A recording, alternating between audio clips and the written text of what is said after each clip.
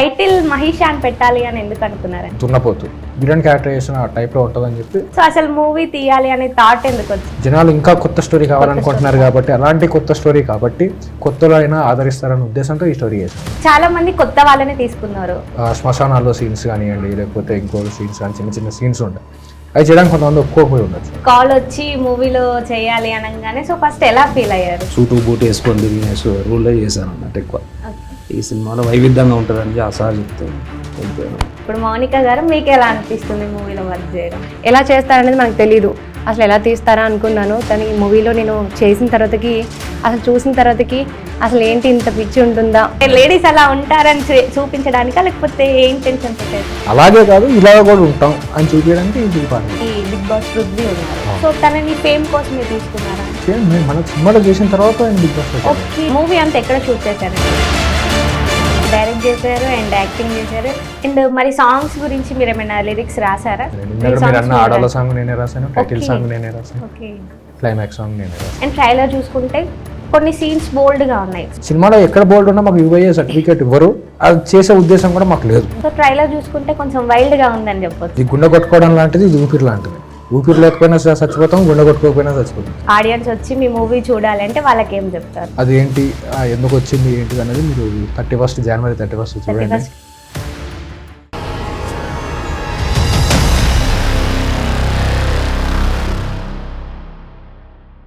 Hi hello నమస్తే, welcome to ఇహా.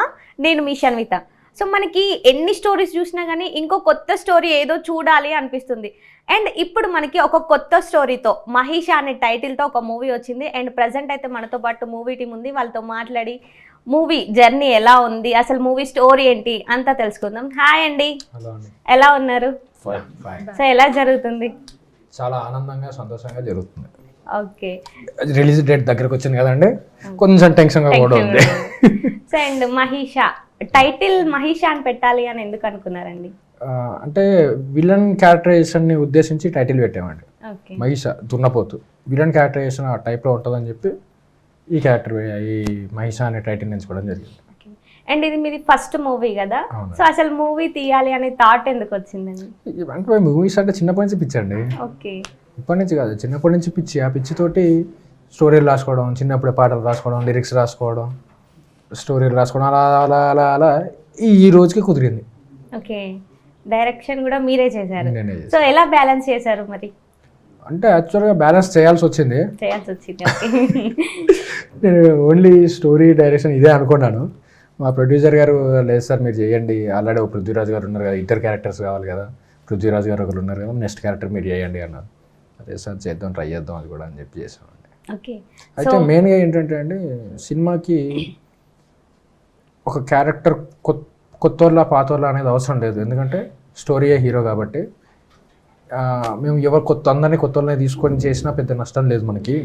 స్టోరీయే hero నడుస్తున్న cinema కాబట్టి, ఇందాక మీరు చెప్పినట్టు జనాలు ఇంకా కొత్త స్టోరీ కావాలనుకుంటున్నారు కాబట్టి, అలాంటి కొత్త స్టోరీ కాబట్టి కొత్తలైనా ఆదరిస్తారన్న ఉద్దేశంతో ఈ స్టోరీ చేశాను. ఓకే, సో ఫస్ట్ మూవీనే చాలా హోప్తో చేశారు. అవునండి. చాలా మంది కొత్త వాళ్ళని తీసుకున్నారు. ఓకే, వాళ్ళకి ఆడిషన్స్ కానివ్వండి, సో వాళ్ళని సెలెక్ట్ చేసుకోవడానికి వీళ్ళు ఈ క్యారెక్టర్కి సెట్ అవుతారు, ఓకే క్యారెక్టర్ చేస్తారు అని హోప్ ఎలా వచ్చిందండి? అంటే ఆడిషన్ తీసుకున్నప్పుడే నేను అందరినీ చూశానండి, ఎవరు ఏ క్యారెక్టర్. ఫస్ట్ నేను ఒక క్యారెక్టర్ ఈ క్యారెక్టర్ కోసం అని చెప్పి ఆడిషన్ తీసుకోలేదు. ఓకే, ఆడిషన్ తీసుకున్నాక ఎవరు ఏ క్యారెక్టర్ సెట్ అవుతారు అనే విధంగా నేను వాళ్ళని తీసుకొని చేశాను అనమాట. మా విజయరాజ్ గారిని అయితే స్పెసిఫిక్గా విలన్ క్యారెక్టర్ ఈయనే ఉండాలి, ఈయన గురించి కొన్ని సీన్స్ కూడా రాసుకున్నానండి. అలాగే ఓకే, సో ఆయన గురించి సీన్స్ రాసుకున్నారు. సీన్స్ కోసం అంటే సీన్ డెవలప్ చేశానండి. ఈయనని బట్టి సీన్ ఇంకా కొంచెం గొప్పగా చేయొచ్చు ఆయనకున్న ఇంట్రెస్ట్ వల్ల. ఇప్పుడు కొంతమంది కొన్ని చేయడానికి ఒప్పుకోరు. అవునండి, శ్మశానాల్లో సీన్స్ కానివ్వండి, లేకపోతే ఇంకో సీన్స్ కానీ చిన్న చిన్న సీన్స్ ఉంటాయి, అవి చేయడానికి కొంతమంది ఒప్పుకోకపోయి ఉండొచ్చు. కానీ ఆయనకున్న ఇంట్రెస్ట్ తోటి ఏదన్నా చేస్తాను అన్న ఉత్సాహం ఉంది చూసారండి, ఆ ఉత్సాహం వల్ల మేము సీన్ ఇంకా బాగా డెవలప్ చేసాం. సో మీకు ఎలా అనిపిస్తుందండి మూవీ చేయడం? I'm very thankful to director గారు. అంటే మన పాత్రను పొడిగించినందుకు. యాక్చువల్గా 3 days షూట్ అని చెప్పారు మాకు. 3 days తర్వాత అయిపోయిందేమో అనుకున్నాను నేను. ఆల్ ఆఫ్ సడన్ ఒక 1 day 5 day ఫోన్ చేసి సార్ మీ సీన్లు ఎక్స్టెండ్ చేస్తున్నాం సార్ అంటే I felt very happy.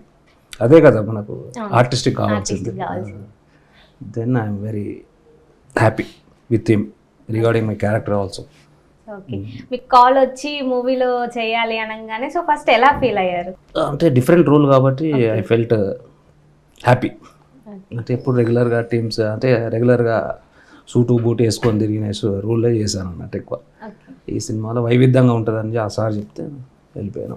So and ఇప్పుడు మౌనిక గారు మీకు ఎలా అనిపిస్తుంది మూవీలో వర్క్ చేయడం? మూవీలో వర్క్ చేయడం నాకు చాలా హ్యాపీగా అనిపించిందండి.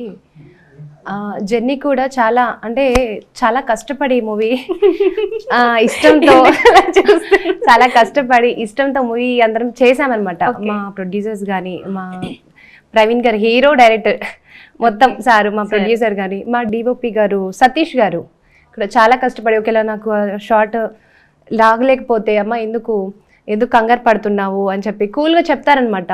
సార్ కూడా కూర్గా అంటే చెప్తాడు కానీ కొంచెం కోపంగా చెప్పేస్తారనమాట. అప్పుడు మనం భయం వేస్తుంది ఫస్ట్ నాకైతే, ఇప్పుడు చేయకపోతే ఏమంటారో అని చెప్పేసి ఒక టెన్షన్ వచ్చేస్తుంది అనమాట.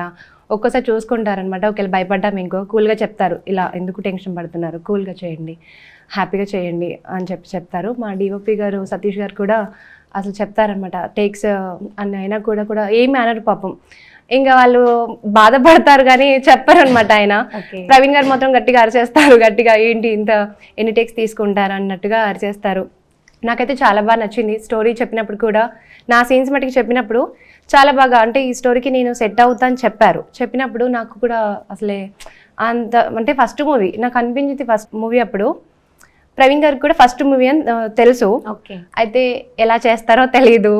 ఫస్ట్ మూవీ డైరెక్టర్గా ఫస్ట్ టైం చేశారు, హీరో కింద కూడా ఫస్ట్ టైం కదా, ఎలా చేస్తారనేది మనకు తెలీదు. అసలు ఎలా తీస్తారా అనుకున్నాను, దాని మూవీలో నేను చేసిన తర్వాతకి అసలు చూసిన తర్వాతకి అసలు ఏంటి ఇంత పిచ్చి ఉంటుందా తర్వాతకి అనిపించింది. అసలే నా అదృష్టం నిజంగా రావడం క్యారెక్టర్ కూడా నాకు చాలా బాగా హ్యాపీగా అనిపించింది మూవీలో ఈ క్యారెక్టర్ ఇచ్చినందుకు. థ్యాంక్ యూ ప్రవీణ్ గారు. ఓకే, సో ప్రవీణ్ గారు ఇప్పుడు మూవీలో సాంగ్స్ గురించి మాట్లాడుకుంటే సాంగ్స్ ఎన్ని ఉంటాయండి? 5 సాంగ్లు ఉన్నాయండి మొత్తం. ఓకే, సో ఒకటి లేడీస్ గురించి సాంగ్ చేశారు. సో అంటే లేడీస్ అలా ఉంటారని చూపించడానికా లేకపోతే ఏ ఇంటెన్షన్ తో చేశారు? అలా కాదు, మంచిగా కూడా ఉంటారని చూపించడానికి. ఓకే, సో మంచిగా ఉంటారని చూపించడానికి. కోసం. బట్ చాలా మంది అమ్మాయిలు ఇలానే ఉంటారని వేసేస్తారు ఇంకా. అవునండి, ఒక ట్యాగ్ వేస్తారు కదా, అందరూ ఒక ట్యాగ్ వేస్తారు, అలాగే కాదు ఇలా కూడా ఉంటాం అని చూపించడానికి ఈ పాట పెట్టారు. సో అండ్ ఇంకా చాలా మందిని కొత్త వాళ్ళని తీసుకున్నారు కదా. సో అండ్ ఇది ఫస్ట్ మూవీ. సో అండ్ ఇందులో చూసుకుంటే మనకి బిగ్ బాస్ పృథ్వీ ఉన్నారు. సో తనని ఫేమ్ కోసమే తీసుకున్నారా అండి? ఫేమ్ మన సినిమాలో చేసిన తర్వాత ఆయన బిగ్ బాస్ లోకి వెళ్ళాడు. ఓకే, సినిమాలో చేసిన తర్వాత బిగ్ బాస్ లోకి వెళ్ళాడు. ఓకే, ఇది మీకు ప్లస్ పాయింట్ అయినట్టుందేమో. ఓకే, సో మరి పృథ్వీ గారి రోల్ ఎలా ఉంటుంది మూవీలో? పృథ్వీది నాది ఈక్వల్ గా ఉంటుందండి రోల్. ఈక్వల్ క్లైమాక్స్ వరకు పృథ్వీ గారిది నాది ఇద్దరిది ఈక్వల్ గా ఉంటుంది. క్లైమాక్స్ లో మా ఇద్దరికి చిన్న అది రావడం వల్ల అది ఏంటి ఎందుకు వచ్చింది ఏంటి అనేది మీరు January 31 చూడాల్సిందే. సో అండ్ ఇప్పుడు మీరు డైరెక్ట్ చేశారు కాబట్టి ఎవరైనా సీన్స్ చేస్తుంటే లేదు నువ్వు కరెక్ట్ చేయలేదు అని వాళ్ళ మీద కోపడతారు. మరి మీ మీద ఎవరు కోపడ్డారు? నా మీద కోపడే వాళ్ళు ఎవరు లేరు కాబట్టి లక్కీగా సారీ కెమెరా ప్రాబ్లం వచ్చినట్టుంది, లేకపోతే లైటింగ్ బాగాలేదు. మళ్ళీ మీరు చేశాక కెమెరా మీద మా ఫ్రెండ్ అండి డిఓపి సతీష్ గారు. తను చెప్పినట్టు డిఓపి గారు మా ఫ్రెండే. డార్లింగ్ పోయింది డార్లింగ్ మళ్ళీ చేద్దాం, ఆయనకు నేను చెప్పేవాడిని డార్లింగ్ పోయింది మళ్ళీ చేద్దాం, కెమెరా సెట్ కాలేదని చెప్పి నాకు ఏంటంటే డార్లింగ్ ఓకేనా అంటే లేదు అది ఇంకా కెమెరా కొంచెం షేక్ అయింది మళ్ళీ ఒక స్టైల్ తీసుకుందాం. సో మీకు అక్కడ అర్థమైపోయేది ఓకే నేను ఏదో మిస్టేక్ చేశాను. సో ఓకే, మూవీ అంతా ఎక్కడ షూట్ చేశారండి? మూవీ 50% పార్వతీపురం, మన రాజమండ్రి అవతలండి పార్వతీపురంలో చేసాం, 50% మన హైదరాబాద్లో చేసాం. ఓకే, సో మంత్సా డేసా ఎంత టైం పట్టింది మూవీ? 45 to 50 days దాకా అయిందండి షూట్ చేయడానికి. 45 days to 50 days అయింది. ఓకే, సో అండ్ డైరెక్ట్ మీరే చేశారు, స్టోరీ మీదే, అండ్ ఇందులో మీరే యాక్ట్ చేశారు. సో వేరే వాళ్ళ దగ్గరికి వెళ్ళి స్టోరీ చెప్పినప్పుడు ప్రొడ్యూసర్స్ కానివ్వండి, సో వాళ్ళు ఏమనడం రిసీవ్ చేసుకోవడం ఎలా జరిగింది? లక్కీగా నాకు ఈ ప్రొడ్యూసర్ గారు ముందు నుంచి తెలుసు కాబట్టి ఓకే నేను ఒక స్టోరీ చెప్పడం, దాన్ని డెవలప్ చేయడం, ఆయన దగ్గరికి వెళ్ళడం, సార్ ఇలా నేను యాక్చువల్గా సినిమా తీసేద్దాం అన్న ఉద్దేశంతో, డైరెక్షన్ చేద్దాం అన్న ఉద్దేశంతో ఆయనకి స్టోరీ చెప్పలేదు, మామూలుగా స్టోరీ నేను రాసుకొని, నాకు అలవాటు చిన్నప్పటి నుంచి అలవాటు అది రాసుకొని, సార్ ఇది సార్ స్టోరీ నేను ఎప్పుడైనా తీయాలంటే ఫస్ట్ ఈ స్టోరీ తీద్దాం అనుకుంటున్నానండి అని చెప్తే ఏదండి ఒకసారి చూద్దాం అది అని చెప్తే మొత్తం ఎక్స్ప్లెయిన్ చేయడం, ఆయనకి సీన్ టు సీన్ వైజ్ ఆయనకి ఎక్స్ప్లెయిన్ చేయడం. ఆయన లేదండి మనం తీద్దాం పర్లేదంటే ఓకే అండి తీద్దాం అయితే డైరెక్టర్ అది చూడండి సార్ అంటే మీరు చేద్దరు కానీ సార్ అన్నాడు. సార్ మరి కొత్త కదా మీరు ఓకే అంటే పర్లేదండి అంటే లక్కీ అది నా లక్ అనుకోవాలా లేదండి కొత్త కదా అంటే ఇంకొకరు ఎవరిని నేనే మనకు తెలిసిన వాళ్ళనే చేద్దాం రా అన్నట్టుగా అంటే సరే అనుకున్నాం. తర్వాత అనుకోని పరిస్థితుల్లో ఆయన చేయకపోవడం, తర్వాత మళ్ళీ సార్ ఆగుదామా కొన్ని రోజులు స్టోరీ బాగుంది కదా ఎందుకు అంటే లేదు సార్ మీరే చేయండి డైరెక్షన్ అన్నారు. ఓకే అదా అని చెప్పి మళ్ళీ నేనే డైరెక్షన్ చేయడం జరిగింది. సో మీరే డైరెక్ట్ చేశారు. సో అండ్ డైరెక్ట్ చేశారు అండ్ యాక్టింగ్ చేశారు. అండ్ మరి సాంగ్స్ గురించి మీరు ఏమైనా లిరిక్స్ రాసారా సాంగ్స్కి? ఈ సాంగ్స్లో ఈ సినిమాలో 3 సాంగ్స్ నేనే రాశాను. ఇందాక మీరు అన్న ఆడాల సాంగ్ నేనే రాశాను, టైటిల్ సాంగ్ నేనే రాశాను, ఓకే, క్లైమాక్స్ సాంగ్ నేనే రాశాను. సో చాలా టాలెంటెడ్ పర్సన్. జస్ట్ అలా కనిపిస్తున్నారండి. ఓకే, అండ్ ఇప్పుడు మూవీకి సంబంధించి అండ్ జనాలకి ఏదో ఒకటి ఉంటుంది కదా అండి, ఇన్ఫర్మేషన్ చూడాలి. అండ్ ట్రైలర్ చూసుకుంటే కొన్ని సీన్స్ బోల్డ్గా ఉన్నాయి. సో మూవీ అంతా అలానే ఉంటుందా లేకపోతే ఏంటి? మూవీలో మీరు చూసింది మాత్రమే మూవీలో ఉంటుంది, ఇంకా వేరే ఏ బోల్డ్ ఉండదండి. ట్రైలర్లో మీరు ఏదైతే చూసారో అది తప్ప ఇంకెక్కడా మీకు బోల్డ్ కనిపించదు. అది కూడా ఎందుకుంది అంటే విలన్ క్యారెక్టరైజేషన్ చెప్పడం కోసమే. ద టైప్ ఆఫ్ క్యారెక్టర్ ఇది విలన్ది అని చెప్పడం కోసం మాత్రమే ఆ సీన్స్ ఉన్నాయి తప్ప మీకు ఇంకా సినిమాలో ఎక్కడ బోల్డ్ ఉండదు. సినిమాలో ఎక్కడ బోల్డ్ ఉన్నా మాకు యూఐఏ సర్టిఫికేట్ ఇవ్వరు, అది చేసే ఉద్దేశం కూడా మాకు లేదు. మా విలన్ క్యారెక్టరైజేషన్ చూపించడం కోసం మాత్రమే ఆ సీన్స్ అలా కొంచెం కనిపించినట్టు మనం తీసేసాం. ఓకే, సో ట్రైలర్ చూసుకుంటే కొంచెం వైల్డ్గా ఉందని చెప్పొచ్చు. అండ్ ఫన్ ఏమంటు ఉంటుందా? ఫన్ చాలా ఫన్ ఉంటుందండి. మేము కావాలని చెప్పి ట్రైలర్లో పెట్టలేదు, ఎందుకంటే ఆ ట్రైలర్ ఫీల్ పోవద్దు అనే ఉద్దేశంతో మేము అది పెట్టలేదు. చాలా మంచి కామెడీ ఉంటుందండి. కపిల్ దీపు అని చెప్పి ఇద్దరిది మంచి కాంబినేషన్, వాళ్ళిద్దరిది కామెడీ చాలా బాగుంటుంది. సో మీ మూవీలో ఎవరి క్యారెక్టర్ మీకు బాగా నచ్చింది? విలన్ గా క్యారెక్టర్ అండి, తర్వాత నేను విలన్ గా చేసిన క్యారెక్టర్. ఓకే, సో మీరు విలన్ గా కూడా చేశారు? యా.